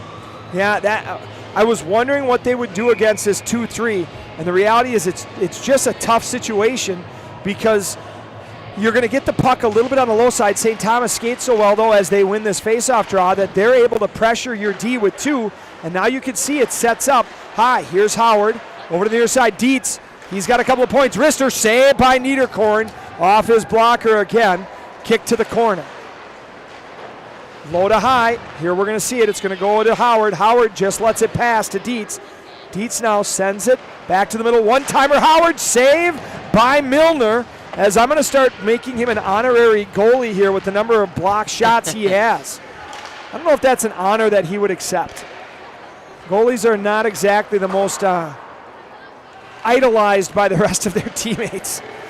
Dietz now rings it down right to left, 13-26. Raiders trail the Cadets 5-1 here. Story of this game is the number of times they've had to stop this as the guys in the zebra stripes. Well, curiously, Charlie Williams, I don't think either it's over or he's on the ice right now. So, yep, Williams out. His 10 is over. So interesting how they did that. Maybe they, you know what they did? He didn't get a 2 for it. They sent Shanks so he could leave after the first 2 was done. That's why. So no 10-minute to Williams. I couldn't hear the PA announcer as Zagota takes a big hit. So Shanks goes in to serve the first of that 4 minutes because he gets 2 different penalties. And remember, the roughs were offsetting. Okay. So Williams back out. That's huge for the Raiders to get somebody to log ice as he takes a shot. Selling out there. Takes one in the rib cage. Now Faith, right to left. Raiders get a stick on it. It bounces. Williams sends it up again, but Faith able to hold it in momentarily. Big hit by Zagota. That allows the puck to clear. The Raiders now not with possession as a little miscommunication between Piney and Shanks leads to a turnover in the neutral zone. Cronin has it. Too much space. Walks in. Rister goal. Did you hear me say too much space? Yep. Yeah, that's foreshadowing. And when you give Cronin the puck there and there was no Raider defender within about 10 or 15 feet, he's on his offhand there on the left-hand side coming down below the circle. Once he picks that up, there's just so many things he can do. He doesn't let go of that puck until he gets below the hash. This time he beats Niederkorn glove side. We'll see if there's any. They might give it to number 5, Savino. As Cronin now gets his hat trick for the day, but also his 5th point of the day. So Cronin as good as advertised. As the 12-minute mark crosses, Cadets up 6-1 on the Raiders. And they do give the assist to Savino. Yep. So 6-1 STA. Now a shot, Cronin going for his 4th goal. Niederkorn gets that save, and then he shoves a Cadet player, and they're going to call the Cadet player. Wow. I'm waiting to see because they're talking here. Doesn't look like, are they sending them both? No, Iovino's just chatting. So they might call just in the crease there. So that'll get a face off. So that was 17. Jimmy Zavarol, he was in Niederkorn's space, and Niederkorn likes a big bubble apparently. Maybe a little germophobic here, and he gives him a shot. So we have like a 40-guy change here. St. Thomas sends out 12 guys on the ice, but pulls off 7. It's like one of those things you've seen in basketball where you sub out all 5 guys on a foul. Yeah, everyone comes in, everyone goes out, but they're all hanging around here as we're under 12 minutes. Raiders need to try to generate here. That's the first goal, by the way, 5-on-5. St. Thomas gets it as Cronin keeps showing why he's going D1. 11:25 here. Shots on goal, 38-13. The Cadets on top. It's starting to take a similar trajectory to the JV game. Yeah. Not nearly as many shots, but Hastings was stifled in that regard too as Cronin walks in, but sends it a little wide. Yeah, and again, the difference in a JV and varsity game really is going to be the quality of the finishers. That's what we're going to see here. And the Raiders have just paid every time they've given up either a man advantage or too much space. The last one was what I was talking about with too much space. Here comes Tegman. He crosses the red, skates in, going to be pushed to his backhand. Instead, he drops it. Tegman gets it back, tries to go forehand. Has that poked off his stick now, and here we're starting to see the Raiders get some ice time for other guys. Here we see number 20, Braden Kraut. He's going to fire that on net. You'll notice number 17 there, that's Brody Geib. Yeah, Geib and Kraut getting some time. Looks like Roman McNamara is also out there for the Raiders. Correct, number 10. And Kraut was originally supposed to play last night, but I don't think he ever took the ice. No, he didn't, and that's going to be a situation where they had, I'm sorry, Braden Kraut, yeah. They're going to have guys dressed, and then game situations sometimes dictate it. So Coach Klein here down 6-1, looking for a chance to get guys experience. St. Thomas sends a streaker, but that goes a little too far. Yeah, and good for these guys. I mean, like we said last night, if you can play, JV and earn yourself a varsity opportunity, when you get that opportunity, you make the most of it. And we saw that last night. There were contributions from guys like Geib and from Ryder Regenscheid last night, who filled in Chumsland's absence. And while they didn't get on the score sheet, they definitely contributed. So the question is, again, when you look at a program like Hastings, how do you maximize a game like this? Well, one of the ways you do it, if you end up on the wrong side of the score sheet, is getting ice time for guys so they get experience for the games that matter. And now the whistle was blown. We're going to have an icing all the way down. As I think there was a little miscommunication there with a couple of St. Thomas guys finishing their check after that whistle had blown. So we see them stay out. Again, it's McNamara, Geib, and Kraut. 10, 17, and 20. Geib going to step in. He has that face-off. That'll end up just a tie as Faith for St. Thomas. Bounce pass into the neutral zone. Stepping around. Kraut rides him off. Williams chips it up ahead. Now turning. Going the other direction of the Raiders. That's Geib. Driving down. He's got Kraut trailing. Kraut's going to try and pick up this back check here as here comes St. Thomas with speed. Across the blue line. Shot saved by Niederkorn. Glove side low. As the good news there is that keeps it out of running time. Yeah. So 9:54, 39 to 15 shots on goal. Trey, upcoming for the Raiders. You mentioned tomorrow night. Hey, we get a little time off here for broadcasting. It's the first time in like a month where we're not together. Yeah, it is. Feels like it as we say hello to some of our camera people over on HCTV. Yeah, there's is that Bremer? That was.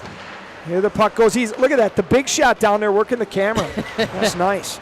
Puck ran around as the Raiders trying to keep it out. That slides under Vanderhoff's skate. Dumped in. Yeah, for those who are curious about why we're happy to have a night off tomorrow night, this is my 12th game in 15 days. Yeah, a lot of action going on. But I'm happy to do it. I love covering it and love covering the sports here in Hastings and Prescott. No doubt. Dietz now on this near side. Puck rings back around right to left. Shanks reverses it. Carlson going to try and pick it up, but he's pressured, and this is where that 2-3 makes it hard. Dietz is pinching down.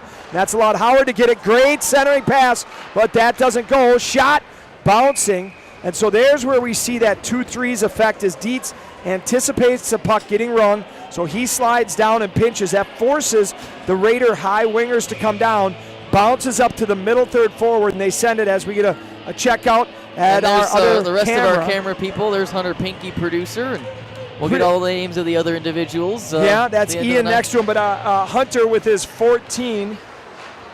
I can't hear you, Hunter. I'm on the radio.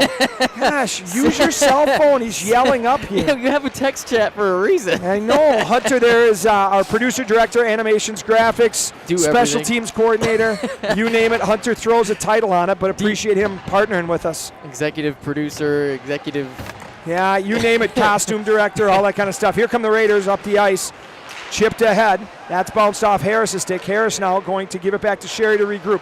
Sherry sends it across to Chumsland, and that puck goes up. Howard, he spikes it back in. I was going to bring up this, that for the Raiders, Thursday against St. Thomas, but Thursday a busy day all across. Alpine ski. Thursday, Two Rivers. No, I know, but Alpine ski for Thursday. Oh, okay. For varsity, swimming and diving, boys varsity versus St. Thomas, boys and girls basketball versus Simley, girls hockey at Blaine, and then you and I will be broadcasting versus Hastings boys hockey against Two Rivers from here. Yes. But what are you going to do with your first night off in a while, not having a game to do on the radio? Who says I have a night off? Tomorrow night I'll be here. Oh. I'll just be about 20 feet below here. Next broadcast It's us for for Two Rivers. KDWA. Yep. It's going to be Thursday night. We'll be on the air at 7:10. Puck drop at 7:30 as the Raiders play a upstart Two Rivers program. As this one is taken away by Harris and sent down into the St. Thomas zone around behind the net. Now Iovino pressuring. We're getting correction. That was Jacob, not Ian. Ian's up where Tyler McCarville was over there. As they got like 6 cameras here. Great job by HCTV putting on a great broadcast here. Simpson works his way up. Now here comes St. Thomas. Turnover, walks in. Centering pass. Save. Niederkorn held on as a streaking cadet was looking at trying to poke that one past him, but no dice. Yeah, so 7:35 left. What's the mantra for the team in these last 7.5? Yeah, you're playing for pride at this point. Yeah. Right, learn from it. Play hard. Do not quit on yourself. Don't quit on your teammates. Don't make dumb mistakes. Learn from this so that you're prepared, because Two Rivers is no slouch. Very good team this year. Next Tuesday, critical section game, and then the playoffs matter. Next broadcast. And while we're here on Thursday night, HCTV is going to be at the high school doing boys basketball at 7 o'clock with Simley. Yep, so lots of sport coverage as a point-blank shot by Niederkorn is swallowed up as Dietz walked down to the dot. Remember earlier you said shots on goal weren't where they were for JV? Well, we're at 43. I was saying it was going on that trajectory. It is. We're not there yet, but 43 with 7:21 left. Okay, what do we got going on over there? There's Ian getting his groove on. I'm not sure. Okay, then. I don't think Ian was in show choir based on those moves. I'll have to get confirmation. Ian's still dancing. Hunter says he was not. He was not in show choir. Yeah, I'm not surprised, as that wouldn't be there. But the whole crew out for HCTV here bringing everything. This has been a great partnership. It has. It's been wonderful to work with them and great to help us out with this hockey season. Absolutely. So face-off now deep. 7 minutes left. Raiders trying to generate, but they're struggling to get out of the zone against this 2-3-4 check. We're seeing St. Thomas now start to pinch down a little bit more aggressive with their D, looking to fire pucks at Niederkorn. Raiders now, that's a non-offsides call because it's a 6-1 game, as the Raiders were clearly offsides. Now Milner going to go in, swing. St. Thomas breaks the forecheck. Here comes Howard. Howard steps around the right. Niederkorn, save. Ooh, that scared me. Don't open that up, as Niederkorn looking and a little bit worried about the right-hand side. Flared that right pad. His stick wasn't there, and so that one almost went 5-hole. Yeah, take a look at it again here. 6:40 to go, and exactly your point, Josh. I mean, that one was a little scary, but Niederkorn able to cover it up there at the last moment as we've got a face-off, and Savino's got it along the boards. That's going to be rung back around right to left. Now Hastings trying to pin down. St. Thomas still with possession. Big battle there. 37 rings it around. Giving chase is going to be Carlson and Kraut. So we see the Raiders going basically 4 lines. This is going to be McNamara on his horse, sprints down. Going to be the first forechecker, followed by Geib and Kraut. Good job by McNamara, forces him to change direction, but St. Thomas gives it to Cronin. Cronin driving, short side, shot high, saved by Niederkorn, as Cronin was looking for that little reverse VH top shelf over the ear shot there. Carlson rings out to the right. It was, and as I was saying that, you know what I heard in my head is my wife saying, "No one cares about your goalie gibberish." She's right, and Tyler's over there. That's the only person that might. Now Shanks throws a hip into it, and that puck squirts to the neutral zone. McNamara now hits the seats in front of the cadet bench, and he's going to go for a change. On the ice, Sherry, Zaruba, Vanderhoff, back pressure, forces to the corner as Shanks tries to ride him off, but they maintain possession. Attempted interchange, but the Raiders now push it to Faith. Faith centering, that knocks a stick out of the hand of Zagoda, and the Raiders get it back in the neutral zone. 5:22 left here in this third period as the St. Thomas Cadets are up 6-1 over the Hastings Raiders. The story of this game is 4 power play goals, 1 shorthanded goal for St. Thomas, 1 5-on-5 even strength goal, and a whole host of penalties for the Raiders. I mean, we've got a lot of penalties, probably more than a handful. We'll go with more than a handful. Yeah, more than a handful of penalties. It has been much cleaner in this third period. What the PA announcer said at the second intermission: penalties, There were some. There were some.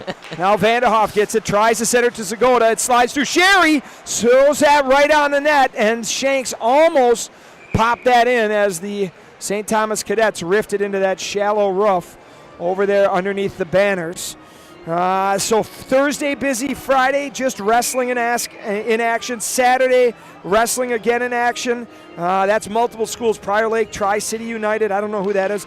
Boys basketball against Chaska Chanhassen, and then I will be down in Owatonna as the girls varsity hockey team wraps up their regular season. 4 games left. Man, that season just always feels like it goes quick. They've got Blaine on Thursday night. Yeah, Thursday Blaine, Saturday Owatonna, and then Farmington and Hill Murray, I believe, is how they finish up. So a nice little easy end of the season before playoffs against Hill Murray. Yeah. Puck dumped in here, right to left, rung around. Niederkorn stops it. He's going to ring it right back up. Zagoda, a little late step, but he's able to throw it in the neutral zone. Dietz and Iavino. Iavino's going to work, but Dietz uses that frame to leverage him out there. Now he escapes again, does Dietz. Chips it up. Good puck possession by St. Thomas. Nothing rushed. Keep possession, chip it in. They're going to change 4 out of 5. The Raiders are going to try and take advantage of that, so they send it to length. Good pass, outlet. That goes off of Harris's stick now. And in the neutral zone, he battles right in front of the scorekeeper's box. Cadets pick it up at the blue. Chip shot again, but Niederkorn's going to hold that. And at 3:47, we'll have a whistle here with the Raiders trailing 6-1 over the Cadets. And again, thanks so much, everybody, for listening on KDWA as well as watching us on HCTV, Town Square TV tonight. Appreciate you being with us. Face off, Iavino, run back to the corner. Williams brings it hard. Chumsland throws it to the middle. That's going to be Iavino, who tries to float one to Harris. That's a turnover. Now here come the Cadets. Little misfire on a pass there, kind of uncharacteristic so far. They've done a good job with possession. Burns, the defender, number 18, slides into pinch, but he's in his offhand, and that's all out the Raiders. 2-on-0. Here comes Harris. Harris, pass, save by the netminder on Williams. That is Magozi's best save of the game, no doubt. As Harris feeds Williams, Magozi may be cheating that short side a little bit. Maybe need a little bit more width on the 2-on-1 or 2-on-0, but a great effort by the Raiders. Harris now again with that puck. Comes off his stick, now in the middle. Niederkorn, he's got to be careful there. So I think Niederkorn's looking for his 4th penalty of the game based on his 2nd shot to the choppers of a Cadet. Chipped around. Milner now dumps it in. Here comes Simpson. We haven't heard his name in a while. Again, as other guys getting ice time. Forces a turnover. Milner has it. Milner low to high. Zaruba one-time shot. And Magozi with a good job staying up. And he swallows that one. Yeah, so 2:36 to go here. Obviously, Raiders, barring an unbelievable comeback, this would be historic, are going to drop this one. Here we see another look at this 2-on-0 here. Harris goes in. The only thing I would say maybe to work on is if Harris drives a little wider, that forces Magozi to go with him, which makes that pass back farther for Magozi to come back. And then maybe a little bit better chance for Williams to get there, but a great play by both of those guys late here in this period. St. Thomas crosses the red. Now the blue.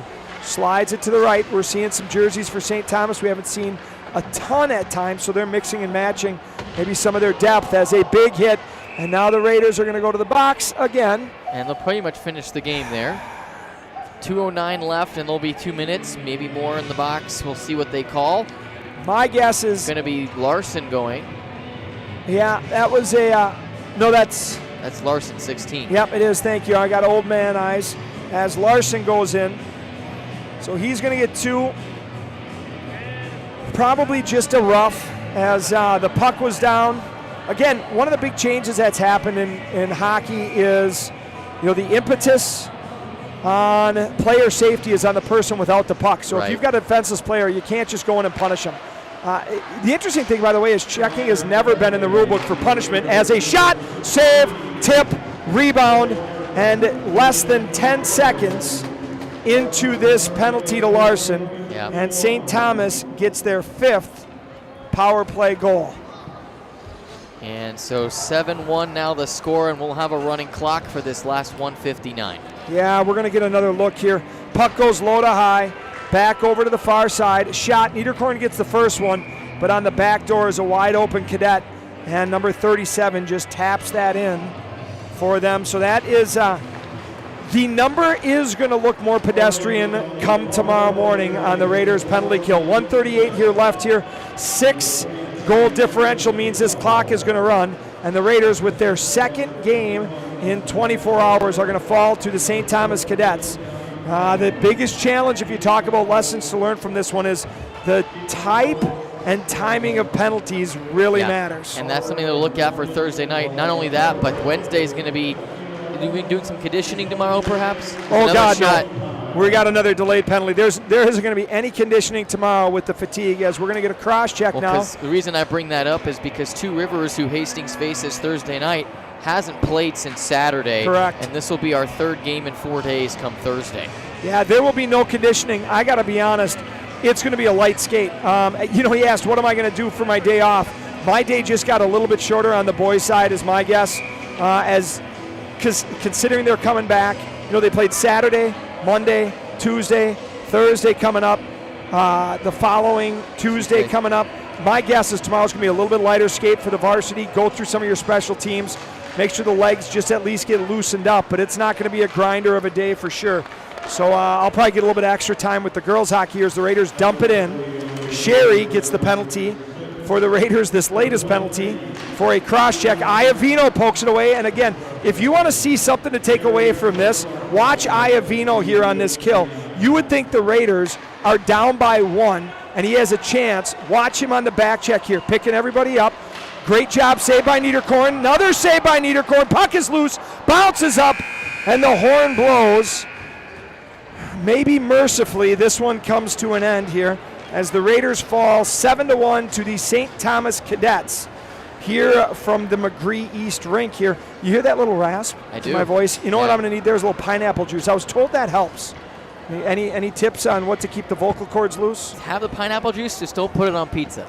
Oh, gosh, no. No way. I'm not doing that. That's for my wife here. Hey, thank you to all the people at HCTV that are making this possible for us to bring it to you. Great job by the camera work. We're going to get our little our graphic designer. He's got to make sure his name gets up there for that as we see the handshake between both teams.